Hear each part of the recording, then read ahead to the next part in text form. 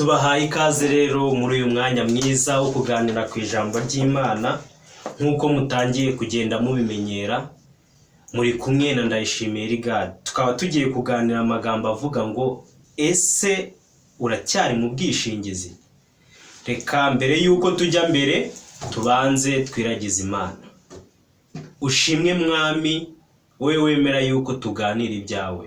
Umwuka wawe wera abane n'imitekerereze yacu kandi adusobanurire mu izina rya Yesu. Ese uracyari mu burinzi bw'Imana? Reka turebe isomo ahangaha riboneka muri Yesaya igice cya 5, aho Imana ivuga ngo Imana ishinja abayuda ubuhemu. Ese byagenze bite kugira ngo Imana ishinze abayuda ubuhemu? Byatewe n'iki? Reka turebe icyo ijambo ry'Imana ribitubwiraho.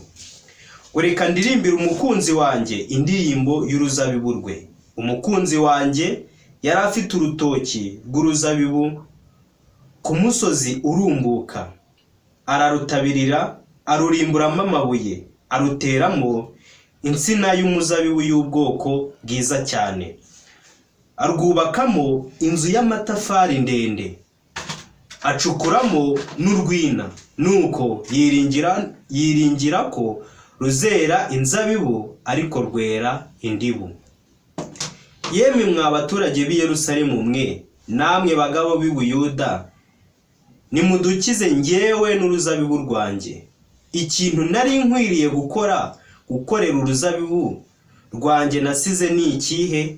Ko nari niringiye ko ruzera inzabibu, ni iki cyatumye rwera indibu? Noneho rero reka mbabwire ibyo ngiye kurukorera.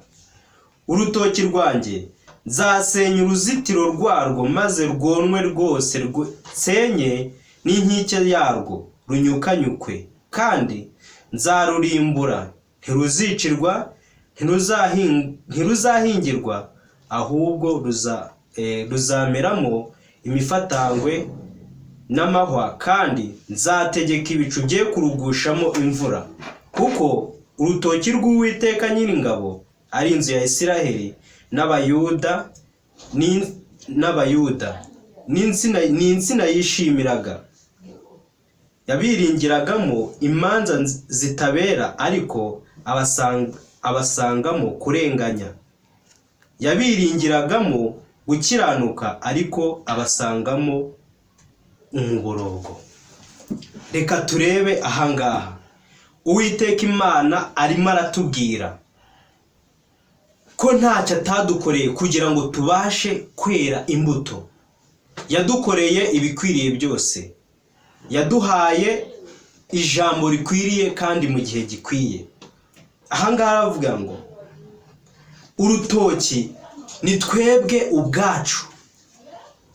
Yesu arimo aravuga ngo uruzabibu ararutabirira, arurimburamo amabuye, aruteramo insina y'umuzabibu y'ubwoko bwiza cyane, arwubakamo inzu y'amatafari ndende, acukuramo n'urwina.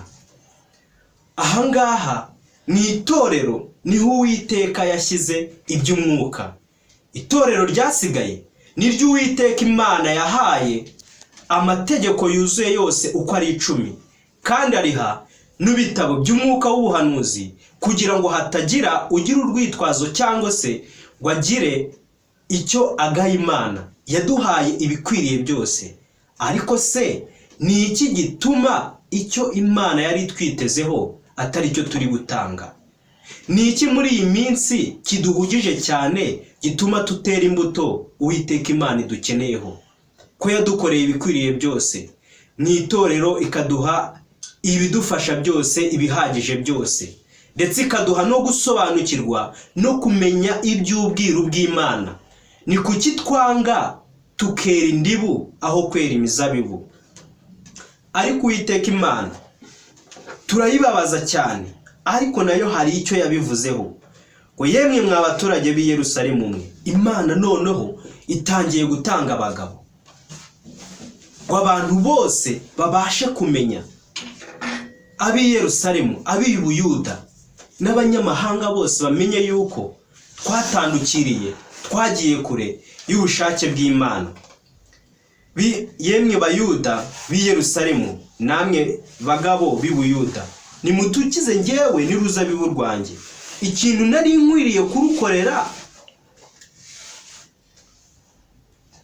nkwiriye kurukorera uruzabibu rwanjye nasize n'iki? Ko nari niringiye ko ruzera inzabibu, n'iki cyatumye rwera indibu? Noneho rero hari icyo Imana igiye kuvuga. Ubwo twanze kumvira, ubwo twanze kugendera mu bushake bw'Imana, kandi yaraduhaye ibikwiriye byose kugira ngo tubashe kumenya ndetse tubashe kuba turi abantu bashyitse kandi buzuye mu buryo bwa mwuka, hari icyo Imana igiye kuvuga. Noneho rero reka mbabwire ibyo ngiye gukorera urutoki rwanjye. Nzasenya uruzitiro rwarwo maze rwonwe rwose, nsenye n'inkike yarwo runyukanyukwe. Ubwo rero yaduhaye amategeko yayo tukanga kuyagenderamo, Mwuka Wera agiye kutureka. Ibyaha byose bishobora kubabarirwa, ariko uzatuka Mwuka Wera wese ntago azababarirwa. Ahangaha akomeza atubwira ngo kandi nzarurimbura, ntiruzicirwa, ntiruzahingirwa, ahubwo ruzameramo imifatangwe n'amahwa, kandi nzategeka ibicu bye kurugushamo imvura. Twebwe ubwacu twanze kwera imbuto zikwiriye abihannye, kandi twarakorewe ibikwiriye byose. Imana yatubwira ngo igiye gutegeka imvura ye kurugwamo, Mwuka Wera ye gukomeza kutuba hafi, bitewe nuko twanze kumwumvira, bitewe nuko twanze kugendera mu bushake bwayo. Ariko aka kanya Imana yatubwira ngo kandi nzarurimbura, ntiruzicirwa, ntiruzahingirwa, ahubwo ruzameramo imifatangwe n'amahwa, kandi nzategeka ibicu bye kurugushamo imvura. Kuko urutoki rw'Uwiteka Nyiringabo ari inzu ya Isiraheli. Ahangaha bisobanuye neza cyane, ntago ari Isiraheli ya kera, ahubwo twebwe nk'uko turi Abisiraheli mu buryo bwa mwuka, ni twebwe Abisiraheli turi kubwirwa. Ruzameramo imifatangwe n'amahwa, ngo kuko urutoki rw'Uwiteka Nyiringabo ari inzu ya Isiraheli n'Abayuda n'insina yishimiraga, yabiringiraga imanza zitabera, yabiringiragamo imanza zitabera, ariko abasangamo kurenganya. Yabiringiragamo gukiranuka, ariko abasangamo umuborogo. Twabuze ibyiringiro, twabuze kwizera, kandi Uwiteka we aratubwira yuko nta kintu na kimwe atadukoreye kugira ngo tubashe gusobanukirwa ndetse no kumenya, kugira ngo tubashe kuba turi abakristo bari ku rwego rwuzuye. Reka turebe amagambo y'umusozo aboneka hano mu ndirimbo y'146. Uyu muririmbyi we yaririmbye ari nk'isengesho, ari gusaba. Tumaze kwibonaho intege nke zacu, tukamara gusobanukirwa neza n'uburyo twagiye kure y'Imana, reka muri aka kanya dufatanye n'uyu muhimbyi w'indirimbo y'146 tuvuga ngo: Yesu umwami w'abami, ngwino ube muri njye, he kuba ari njye uvuga, ujye umvugiramo, unsabe mu mutima, ngengwe nawe rwose, maze abajya bandeba bajye bakubona. Ndakwiyeguriye ubu, ezi ibyaha byanjye, ngaragareho ubwiza bwawe buhebuje, gira umutima utuje, ne guteraganwa, niyoroshye ngo nganduke, ngo nkoreshwe nawe. Ingingo zanjye zose zijye zikumvira, uzikoreshereze zikubahirize, ne kujya nivovota ngo nkore ku nkeke y'ibimbaho n'ishama, nta mahoro mfite. Ni wowe ntegereje, ungenze uko ushaka, ubwanjye nditeguye, simfite ikinziga. Yesu umwami w'abami, ngwino ube muri njye, maze ibyo nkora byose bikoreshwe nawe. Ndahamya ntashidikanya neza yuko nusenga iri sengesho ufite kwizera, Mwuka Wera azongera kugenderera imibereho yawe, azongera kubana n'umutima wawe kandi azakongerera imbaraga. Aho twagiye kure tukagendera mu bidakwiriye tukajya kure y'Imana, yiteguye kutugaruza neza. Reka dusabe imbaraga ya Mwuka Wera kugira ngo ibashe gukorana n'imitekerereze yacu, bityo tubashe kwera imbuto zikwiriye abihannye.